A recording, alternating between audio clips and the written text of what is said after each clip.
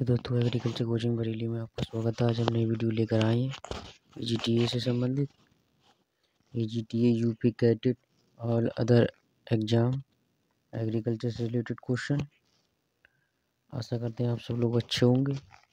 तो आज की वीडियो शुरू करते हैं। निम्न में कौन सा पोषक तत्व भूमि में अधिक स्थिर है? निम्न में से कौन सा पोषक तत्व भूमि में अधिक स्थिर है?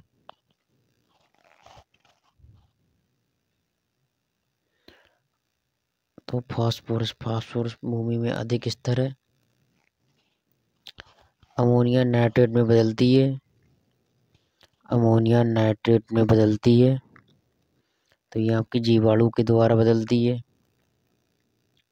अमोनिया जो आपकी बदलती है जीवाणु के द्वारा बदलती है। वह उर्वरक जिसमें नाइट्रोजन एमाइड फॉर्म में होता है। वह उर्वरक जिसमें नाइट्रोजन एमाइड फॉर्म में होता है तो ये आपका होता है यूरिया। यूरिया एमाइड फॉर्म में होती है। यूरिया का हाइड्रोलाइसिस होता है तो मृदा में बनता है। तो ये बनता है आपका अमोनियम कार्बोनेट।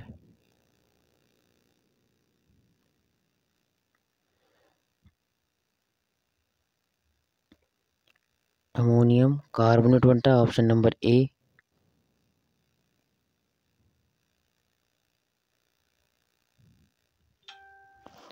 नहर के किनारे की पास मृदाएं होती हैं।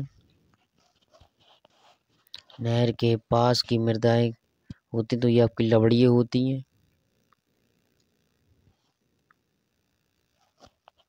निम्न तत्वों में से किस तत्व की कमी की वजह से पौधों में पीलापन एवं कम बढ़वार होता है? किस तत्व की कमी की वजह से पौधों में पीलापन एवं कम बढ़वार होता है? तो ये नाइट्रोजन की वजह से पौधों में पीलापन एवं कम बढ़वार होता है। ऊसर भूमि के सुधार के लिए प्रयोग करते हैं। ऊसर भूमि के सुधार के लिए प्रयोग करते हैं तो ये कैल्शियम सल्फेट का प्रयोग करते हैं, ऑप्शन नंबर ए। मृदा में सबसे अधिक भार में कौन से सूक्ष्म जीवाणु होते हैं? मृदा में सबसे अधिक भार में कौन से सूक्ष्म जीवाणु होते हैं? तो ये आपके फफूंदी रॉक फॉस्फेट में होता है।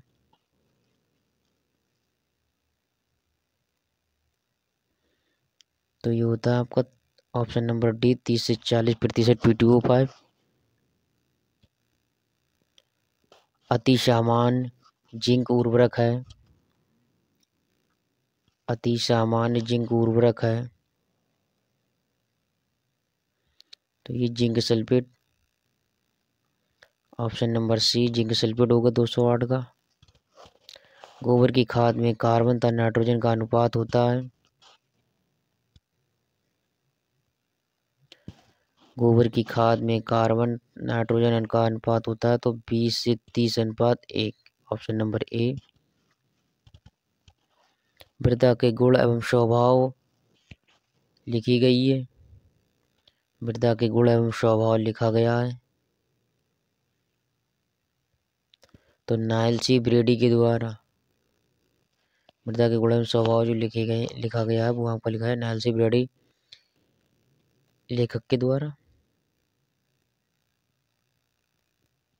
मृदा सतह से जमाव के समय कोटिलीडन ऊपर आते हैं उन्हें कहते हैं। मृदा सतह से जमाव के समय कोटिलीडन ऊपर आते हैं उन्हें कहते हैं एपीजियल। एपीजियल कहते हैं। कृषि योग्य भूमि में कार्बन नाइट्रोजन अनुपात का विस्तार होता है। कृषि योग्य भूमि में कार्बन नाइट्रोजन का अनुपात का विस्तार होता है तो ऑप्शन नंबर ए, 8:1 से 15:1 का कार्बन नाइट्रोजन अनुपात का विस्तार होता है। निम्न में कौन मृदा वनस्पति जात के अंतर्गत आते हैं? तो यहाँ पे कवक जीवाणु, ऑप्शन सी कवक जीवाणु, एल्गी, एक्टिनोमाइसीट एवं पौधों के राइजोम, ऑप्शन नंबर सी।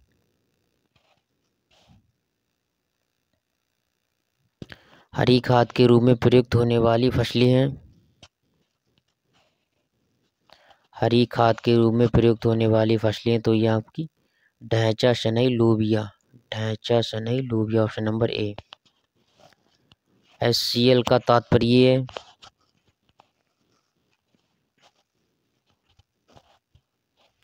HCl का तात्पर्य है तो ये आपका हाइड्रोक्लोरिक अम्ल, ऑप्शन नंबर बी।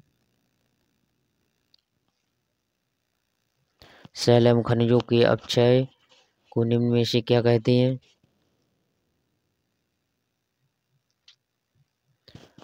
सेल एवं खनिजों के अपक्षय को क्या कहते हैं? तो ये कहते हैं मृदा निर्माण की प्रक्रिया, ऑप्शन नंबर बी।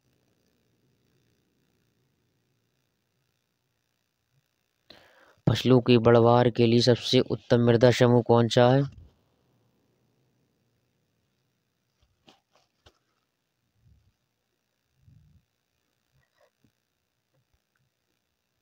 क्ले दोमट, ऑप्शन नंबर सी।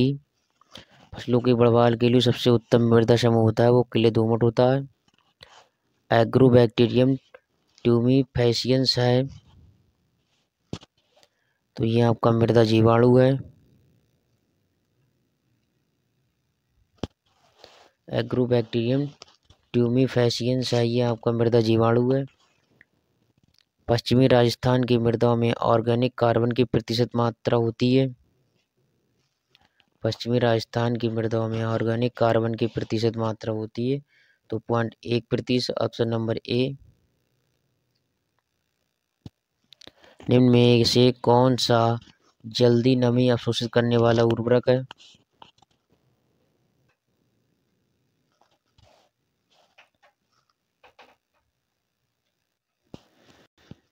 निम्न में से कौन सा जल्दी नमी को अवशोषित करने वाला उर्वरक है? तो ये आपका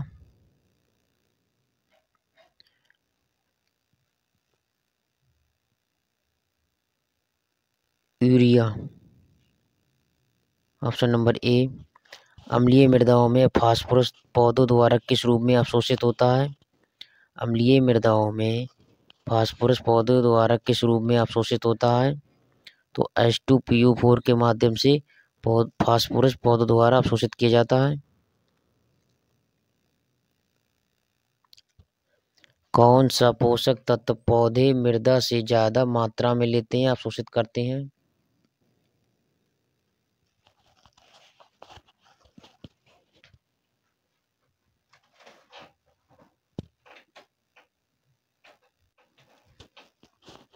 कौन से पोषक तत्व पौधे मृदा से ज्यादा मात्रा में लेते हैं, अवशोषित करते हैं?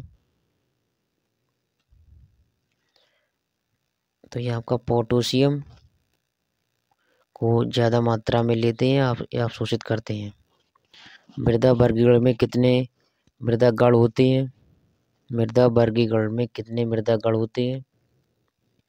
तो ये आपके 12 होते हैं। इनमें से कौन सा उर्वरक एक कार्बनिक उर्वरक है?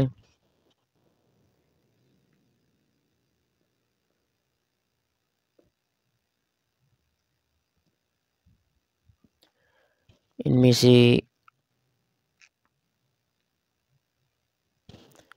से कौन सा उर्वरक एक कार्बनिक उर्वरक है? तो ये आपका यूरिया।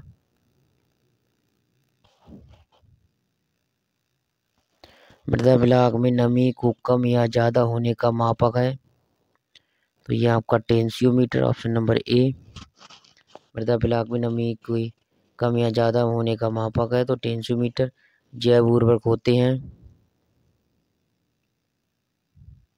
जैव उर्वरक होते हैं तो आपके नाइट्रोजन स्थिरीकारक, कार्बनिक पदार्थ विघटन कारक, फास्फेट घुलनशील, ऑप्शन होगा उपरोक्त सभी। वायुरेट का रासायनिक संगठन है,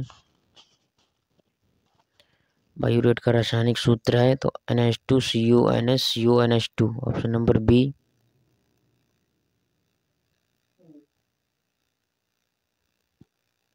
इनमें से कौन सा जटिल उर्वरक है? इनमें से कौन सा जटिल उर्वरक है?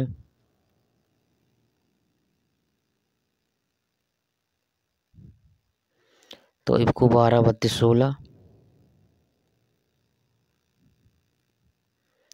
इफ्को 12 32 16 कौन सा सूक्ष्म पोषक तत्व है? तो ये आपका आयरन, सूक्ष्म पोषक तत्व आपका आयरन है। ISS के अनुसार सिल्ट कण का व्यास होता है 0.02 से 0.002 millimetre, 2 mm। Option number C. यदि बक्स में भरी 2.65 ग्राम मृदा 2 सेंटीमीटर क्यूब आयतन घेरती तो मृदा का आवासीय घनत्व कितना होता है?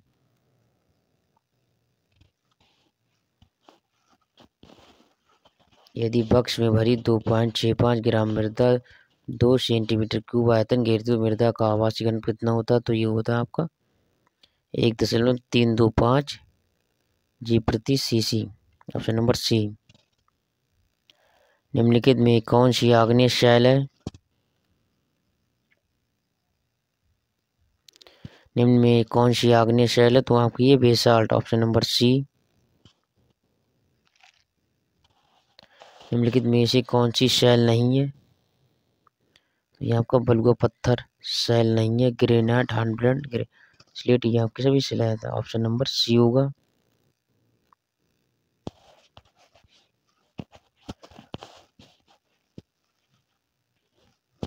आज के लिए इतना ही।